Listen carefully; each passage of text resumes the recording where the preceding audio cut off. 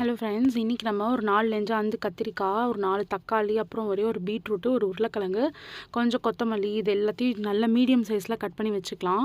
அப்புறம் ஒரு சின்ன குக்கரில் கொஞ்சம் கீயும் ஆயிலும் ஆட் பண்ணிவிட்டு நம்ம நறுக்கி வச்ச காய்கறிகள், பச்சை மிளகாய் எல்லாத்தையும் போட்டு நல்லா சாட்டே பண்ணிக்கலாம். ஒரு 2 to 3 மினிட்ஸ் சாட்டே பண்ணிக்கோங்க.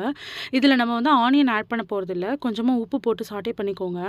அதுக்கப்புறமா நறுக்கி வச்சிருந்த தக்காளியும் நம்ம ஆட் பண்ணிக்கலாம். எல்லாமே மீடியம் சைஸில் ஆட் பண்ணிவிட்டு மஞ்சப்பொடி, அப்புறம் கொஞ்சமாக சில்லி பவுடர், அப்புறம் தனியாத்தூள், இது 3த்தையும் தான் நம்ம ஆட் பண்ண போகிறோம். வேறு எதுவுமே கிடையாது ஃப்ரெண்ட்ஸ். இது ரொம்ப ரொம்ப ஈஸியான ஒரு side dish recipe.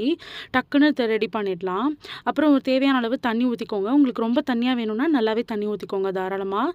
So cooker whistle போட்டு ஒரு 3 to 4 விசில் மீடியமில் வச்சு எடுத்துட்டா இந்த மாதிரி வந்துடும். அப்புறம் ஒரு நல்ல மேஷர் வச்சு இந்த மாதிரி நல்லா மேஷ் பண்ணிக்கலாம் ஃப்ரெண்ட்ஸ். மேஷ் பண்ணால் நமக்கு எல்லாமே ஒன்றா சேர்ந்து நல்ல கொஞ்சம் நல்ல கன்சிஸ்டன்சிக்கு வந்துடும். அதுக்கப்புறமா கொத்தமல்லி போட்டு கார்னிஷ் பண்ணிக்கலாம். அவ்வளோதான் ஃப்ரெண்ட்ஸ். சூப்பரான இட்லியோட இதை வச்சு சாப்பிடும்போது செமையாக இருக்கும். ட்ரை